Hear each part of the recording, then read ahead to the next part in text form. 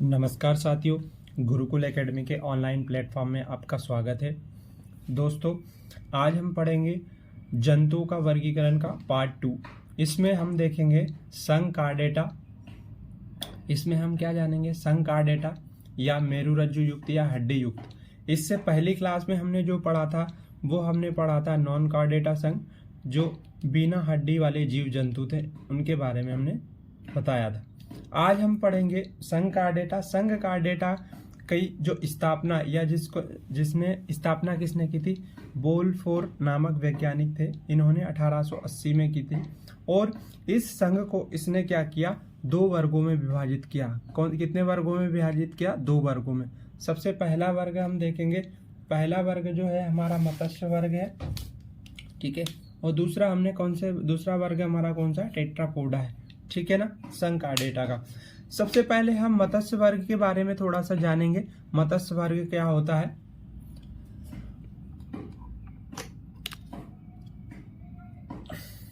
मत्स्य वर्ग दोस्तों,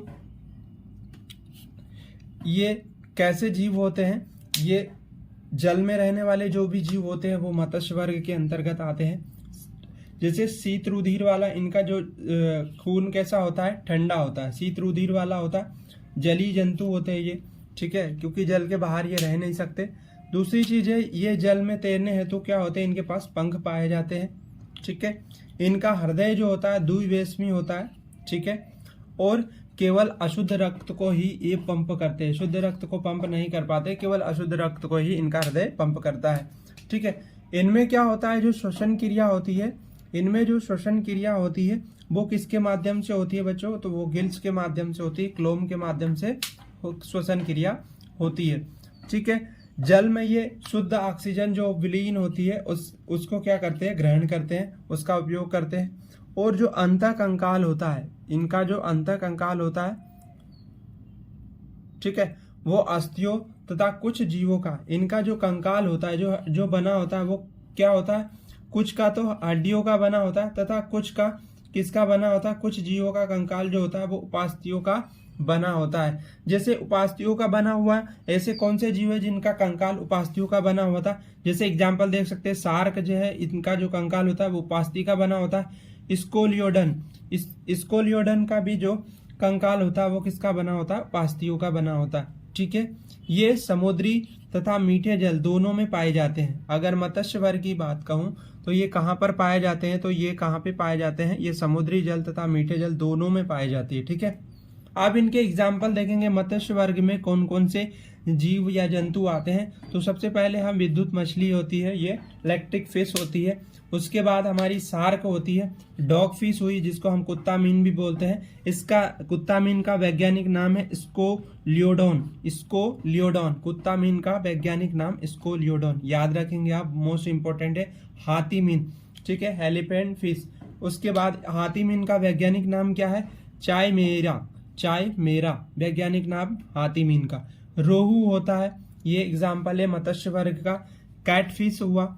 समुद्री घोड़ा को हम सी हॉर्स भी कहते हैं, इसका वैज्ञानिक नाम है हिपोकैम्पस। ये एमपीपीएससी 2019 में पूछा गया 3 मार्कर का क्वेश्चन है कि समुद्री घोड़ा या हिपोकैम्पस क्या होता है, ठीक है। उसके बाद आप जानेंगे उड़न मछली। क्या जानेंगे? उड़न मछली, ये उड़ने वाली मछली है। इसके बाद हम जानेंगे कि विद्युत मछली जो होती है, इसका वैज्ञानिक नाम जो होता है टॉर्पीडे होता है। टॉर्पीडे क्या होती है? या विद्युत मछली जो है, जो अपने शत्रुओं से रक्षा के लिए अपने शरीर से 20 से 25 वोल्ट का क्या करती है? करंट पैदा करती है। क्या करती है? करंट पैदा करती है। तो आप इस वर्ग में जानेंगे कि कौन सी ऐसा मत्स्य वर्ग में से कौन सी मछली है जो कि विद्युत पैदा करती है। तो नाम से क्लियर है, विद्युत मछली कितना प्रोड्यूस करती है? ये करंट 20 से 25 वोल्ट का, ठीक है। अब आगे नेक्स्ट हम जानेंगे आदि वर्ग या टेट्रोपोडा। ये सुपर क्लास टेट्रापोडा कहलाता है। इन्हें चतुष्प्राणी भी कहते हैं। टेट्रापोडा को हम क्या कहते हैं? चतुष्प्राणी भी कहते हैं। ये नियत तापी तथा अनियत तापी दोनों प्रकार के होते हैं। मतलब इनका जो तापमान होता है वो कांस्टेंट भी होता है और वेरी भी करता है, वेरिएबल भी होता है। इनका जो कंकाल होता है वो किससे बना होता है? टेट्रोपोडा का अस्थियों का बना होता है। अब इनका जो हृदय होता है वो कैसा होता है, हृदय, आलिंद और नीले में विभक्त होता है। किसका, टेट्रोपोडा का।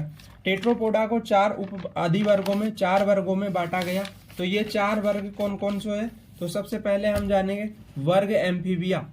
पहला वर्ग कौन सा हो गया, टेट्रापोडा को 4 वर्गों में डिवाइड किया गया। पहला है हमारा कौन सा वर्ग आएगा, पहला हमारा एम्फीबिया, दूसरा आएगा हमारा सरीसृप वर्ग, तीसरा हमारा कौन सा कहलाएगा, तीसरा हमारा कहलाएगा पक्षी वर्ग और चौथा स्तनधारी वर्ग। ये 4 प्रकार के वर्गों में हमने किसको, टेट्रापोडा को बांटा गया। सबसे पहले हम देखेंगे एम्फीबिया। एम्फीबिया क्या होता है, ये ऐसे प्राणी हैं जो जल और थल दोनों में पाए जाते हैं। कैसे प्राणी है, एम्फीबिया वर्ग है जो दोनों में पाए जाते हैं, जल में भी मिलेंगे आपको और थल में भी मिलेंगे, इसलिए इनको हम क्या कहते हैं, इनको उभयचर कहते हैं। कहाँ पाए जाते हैं, जल और थल दोनों में, इसके कारण इन्हें क्या बोलेंगे, उभयचर। तो आपको समझ में आ गया कि उभयचर किनको कहा जाता है, जो जल और थल दोनों में पाए जाते हैं। ये किसके द्वारा श्वसन लेते हैं, तो गिल के द्वारा, गिल्स के माध्यम से, गलफड़ों के माध्यम से क्या करते हैं, श्वसन करते हैं। ये विकसित होकर स्थलीय जीवन भी व्यतीत करते हैं। जैसे जल में क्या किया, इनने जन्म लिया, जनन क्रिया हो, और जैसे ये बड़े हुए उसके बाद ये कहाँ पे आ जाएंगे, बाहर आ जाएंगे, भूमि पे आ जाएंगे, वहां पे अपना जीवन व्यतीत करने लगते हैं। श्वसन फेफड़े तथा त्वचा से होने लगता है। जब अब ये आ जाएंगे कहाँ पे, पृथ्वी पे या भूमि पे आ जाएंगे, तो इनका श्वसन जो होगा वो फेफड़े के माध्यम से होगा या त्वचा के माध्यम से होने लगता है। अब ये चलते कैसे है, तो चलते हैं पैरों के माध्यम से, ठीक है। इनका चलन प्रचलन कैसा होता है, पैरों के माध्यम से, इनके पैर विकसित हो जाते हैं। इनका जो रुधिर होता है वो किस प्रकार का होता है, सुशीत प्रवृत्ति का होता है, ठंडा रुधिर वाले होते हैं, ठीक है। त्वची श्वसन के कारण इनकी त्वचा सदैव कैसी होती है, नम होती है, बिल्कुल सॉफ्ट होती है इनकी त्वचा, ठीक है। एम्फीबिया वर्ग की जो त्वचा होती है श्वसन के कारण हमेशा एकदम सॉफ्ट होती है, नम होती है। इनमें 2 अलिंद होते हैं तथा 1 नीले होता है। कुल मिला के 3 पार्ट होते हैं इनका एम्फीबिया वर्ग का, 2 आलिंद और 1 नीले पाया जाता है। लाल रुधिर कण में क्या होता है, केंद्रक उपस्थित होता है। अगर पूछा जाए कि एम्फीबिया वर्ग में कौन से वर्ग में केंद्रक रुधिर में केंद्रक उपस्थित होता है, तो हम बताएंगे एम्फीबिया वर्ग में केंद्रक रुधिर कण में केंद्रक पाया जाता है, ठीक है। और दूसरी चीज ये अंडे देते हैं। एम्फीबिया वर्ग के जितने भी जीव जंतु वो क्या करते हैं, अंडे देते हैं। और आगे जानेंगे जो उत्सर्जन होता है वो किसका उत्सर्जन करते हैं, यूरिया का। इनका मुख्य उत्सर्जी पदार्थ है यूरिया, ठीक है। अब इसमें जानेंगे कि कौन कौन से जंतु आते हैं, जीव जंतु आते हैं। तो सबसे पहले इसका एग्जाम्पल है एम्फीबिया वर्ग का टोड। उसके बाद आप हाइला बता सकते हैं। मेंढक, मेंढक जो होती है वो किस वर्ग में आती है, तो मेंढक जो होती है एम्फीबिया वर्ग में आती है। सेलामेंडर जो कि एम्फीबिया वर्ग का जीव है। फिर होता है इक्थियोफिस। इक्थियोफिस भी जो होती है वो किस वर्ग की जीव है, वो एम्फीबिया वर्ग की है। आगे हम सेकंड जानेंगे सरीसृप वर्ग, सरीसृप वर्ग या रेप्टाइल्स, ठीक है। अब रेप्टाइल नाम से क्लियर है, जो भी रेंग कर चलते हैं, जितने जीव जंतु पृथ्वी पे रेंग कर चलते हैं उन्हें हम किस वर्ग में रखते हैं, सरीसृप वर्ग या रेप्टाइल वर्ग में रखते हैं। ये रेंग कर चलने वाले जंतु है। इनकी जो रुधिर होता है वो किस टाइप का होता है, शीत प्रवृत्ति का होता है, शीत रुधिर वाले होते हैं। जंतुओं की त्वचा कैसी होती है, इसमें सूखी होती है। श्वसन फेफड़ों के द्वारा होता है। श्वसन किससे करते हैं, फेफड़ों के द्वारा करते हैं। हृदय में 2 आलिंद और 1 नीले में बटा होता है। हृदय किस में बटा होता है, 3 भागों में बटा होता है। 2 आलिंद पाए जाते हैं और 1 नीले में बटा होता है। एकमात्र जीव है या जंतु है मगरमच्छ, जिसमें क्या होते हैं, 4 कक्ष होते हैं। 2 आलिंद तथा 2 नीले पाए जाते हैं, ठीक है। किसमें, मगरमच्छ में। ध्यान रखिएगा कौन से वर्ग में, सरीसृप वर्ग में। एकमात्र जीव है जो मगरमच्छ है, जिसमें 2 आलिंद तथा 2 नीले पाए जाते हैं। आगे जानेंगे लाल रुधिर कणिका में, इसमें भी केंद्रक पाया जाता है, ठीक है ना। लाल रुधिर कणिका में केंद्रक होता है। मादा हमेशा क्या देती है, अंडे देती है। सभी जंतु कैसे होते हैं, मांसाहारी होते हैं। ये जीवित जंतुओं का क्या करते हैं, शिकार करते हैं, ठीक है। तो सरीसृप वर्ग में हमने क्या देखा कि अंडे देते हैं। कैसे होते हैं, इनकी पद्धति कैसी होती है, प्रकृति मांसाहारी होती है और ये जीवित जंतुओं का शिकार करते हैं, इन्हीं को खाते हैं। जैसे एग्जाम्पल से हम समझ सकते हैं इस वर्ग में कौन कौन से एग्जाम्पल हो सकते हैं, छिपकली हुई, सांप हुआ, कच्छप हुआ, कछुआ हुआ, डायनासोर हुआ। अब तो ये विलुप्त हो चुका है डायनासोर। इनके अंडे जो होते हैं हमेशा इन पे कौन सी परत चढ़ी होती है, कैल्शियम कार्बोनेट की परत कवच से बने होते हैं। ये कौन, ये सरीसृप वर्ग के जो भी जीव जंतु होते हैं वो कैल्शियम युक्त कार्बोनेट की बनी कवच से बने होते हैं। अब एक चीज और ध्यान रखिएगा, इस वर्ग का जो भी सरीसृप वर्ग है इसको किस युग का वर्ग कहा जाता है, ये मेसोजोइक युग के सरीसृप वर्ग का युग कहा जाता है। ठीक है, मेसोजोइक युग को रेप्टाइल का युग कहते हैं। हमेशा ध्यान रखिएगा, ये पॉइंट मोस्ट इंपोर्टेंट है, नोट करके लिख लीजिएगा। नागराज एकमात्र सर्प है जो कि घोंसला बनाकर रहता है और इसका जो भोजन होता है वो अन्य सर्प होते हैं नागराज का। ठीक है, और कैसा रहता, इसके रहने का स्थान क्या है, ये हमेशा घोंसला बनाकर रहता है। ठीक है, हिलोडर्मा जो एकमात्र जहरीली छिपकली है, हिलोडर्मा एक छिपकली की प्रजाति है और ये कैसी छिपकली है, जहरीली प्रकृति की है। ठीक है, बहुत ज्यादा जहरीली होती है, काट लेने से आदमी मर भी सकता है। समुद्री सांप है जिसे हाइड्रोफिश कहता है, यह विश्व का सबसे जहरीला कैसा है, जहरीला सांप है। जहरीला सांप का नाम क्या है, हाइड्रोफिश है। ठीक है, अब आगे जानेंगे हम दोस्तों पक्षी वर्ग। आगे क्या जानेंगे हम, पक्षी वर्ग के बारे में जानेंगे। एप्स, पक्षियों का शरीर कैसा होता है, वायवीय जीवन के अनुकूल होता है। ठीक है, ये वायु में उड़ते हैं इसलिए इनको वायवीय जीवन के अनुकूल होता है। ठीक है ना, आगे जानेंगे ये ठंडे एवं गर्म दोनों वातावरण में पाए जाते हैं। जैसे हमने देखा हो कि बहुत ज्यादा अगर वहां का टेम्परेचर हाई है तो ये वहां भी रह सकते हैं और बिल्कुल ठंडा प्रदेश है वहां भी रह सकते हैं। ठीक है, तो दोनों इन्वायरमेंट में ये सरवाइव कर सकते हैं। कौन से, पक्षी वर्ग। इनकी त्वचा जो होती है पंखों का बाह्य कंकाल पाया जाता है। ठीक है, उड़ने के लिए बाह्य कंकाल होता है। इनके जो पंख होते हैं वो अग्रपात के रूपांतरित के रूप है। जैसे कि जो पक्षियों के अगले पैर होते हैं वो किस में रूपांतरित हो गए हैं, वो पंखों में रूपांतरित हो गए। तो इसी कारण बोला गया है कि अग्रपात किस में रूपांतरित हुए, पंख में। इनके हृदय में 4 वेश होता है। कौन कौन से, 2 आलिंद और 2 नीले पाया जाता है। ठीक है, तो हृदय के कितने भाग होते हैं, 4 होते हैं। इससे पहले वाला जो वर्ग पढ़ा था हमने उसमें कितने बताया था, 3 भाग बताया था, 2 आलिंद और 1 नीले। यहाँ पे क्या होगा, पक्षी वर्ग में क्या होगा, पक्षी वर्ग में 4 वेश होते हैं, 2 आलिंद और 2 नीले।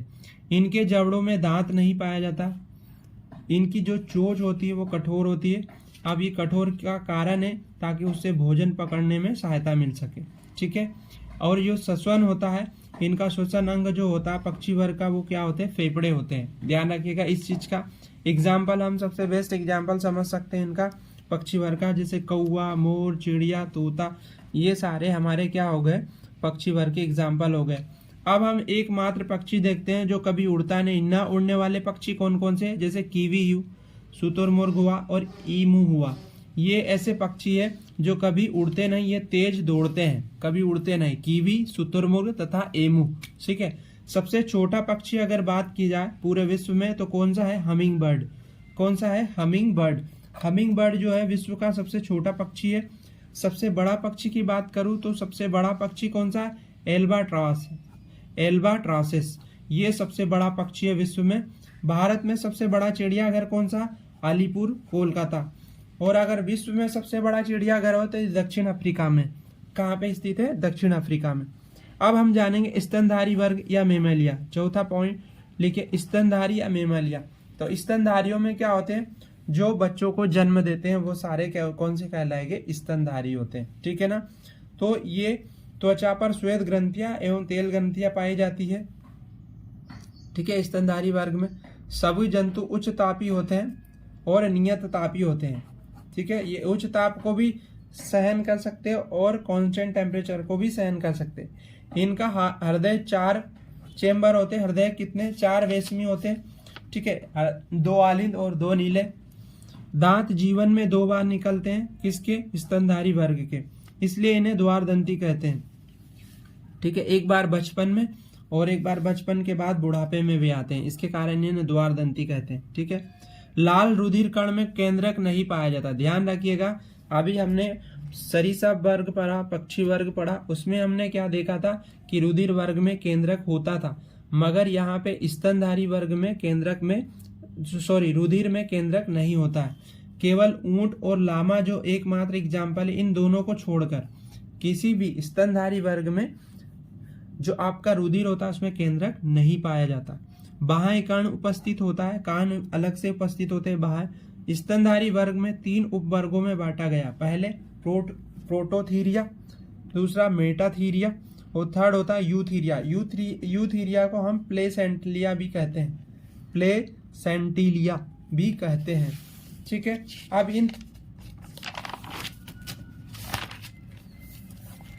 अब इन तीनों उपवर्गों को जानेंगे। प्रोटोथीरिया क्या होता है? ये इनके जो होते हैं सरीसृपों की तरह इनके लक्षण होते हैं। सरीसृप की तरह क्यों बोला गया प्रोटोथीरिया को?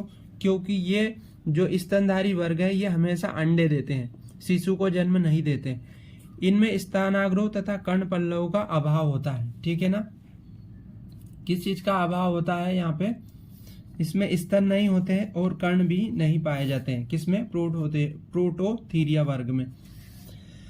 इनका एग्जाम्पल सबसे बेस्ट है प्रोटोथीरिया का इकिडाना, अनिर्थोरिकस और प्लेटिपस। प्लेटिपस को हम डकबिल भी कहते हैं। ये हमेशा क्या देते हैं? ये जीव हमेशा अंडे देते हैं, जीव जंतु। अब हम जानेंगे मेटाथीरिया। मेटाथीरिया में क्या होता है? ये अल्प विकसित बच्चों को जन्म देते हैं। ठीक है, जो उदर गुहा में स्थित शिशुदानी में मार्सुपियम में बच्चे को पूर्ण विकास होता है।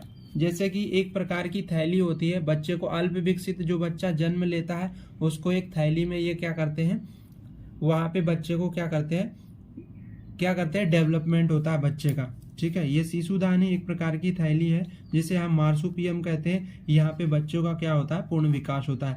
अब ये तो समझ गए कि हम यहाँ पे बच्चे को पूर्ण विकसित नहीं होते। जैसे एग्जाम्पल समझे यहाँ पे कि कौन सा एग्जाम्पल है मेटाथीरिया का, तो कंगारू इसका सबसे बेस्ट एग्जाम्पल है। कंगारू का वैज्ञानिक नाम मैक्रोपस भी कहा जाता है। तथा ओपोसम जो होता है जिसको हम डायडल्पस भी बोलते हैं, डायडल्पस, ये क्या होता है? ये अल्प विकसित बच्चे को अपनी थैली में पूर्णतः विकसित करते हैं, कंगारू और ओपोसम। ठीक है, अब जानेंगे हम यूथीरिया। यूथीरिया या हम इसको क्या बोलते हैं? यूथीरिया को हम बोलते हैं प्लेसेंटेलिया। ये पूर्ण विकसित शिशुओं को हमेशा जन्म देते हैं, यूथीरिया। ठीक है, जैसे इसका सबसे बेस्ट एग्जाम्पल है मनुष्य। मनुष्य क्या होता है? पूर्ण विकसित बच्चे को जन्म देता है। गाय हुआ, भैंस हुआ, बकरी हुआ, इनमें प्लेसेंटा पूर्ण विकसित होता है। स्तन ग्रंथियों में बाहर चूचक या टिट्स पाए जाते हैं। ठीक है, तो ये हमने जाना। थैंक यू साथियों। अगर ये वीडियो आपको अच्छा लगे तो लाइक, शेयर और सब्सक्राइब जरूर करें अपने दोस्तों में और शेयर करें। Thank you.